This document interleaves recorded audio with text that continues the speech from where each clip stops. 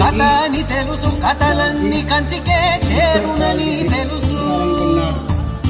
తెలుసు తెర తొలుగుతుందని, తెలుసు తెల్లారుతుందని, తెలుసు ఈ కట్టె పుట్టుకుమంటదని, తెలుసు ఈ మట్టి మట్టిలో కలిసిపోతదని.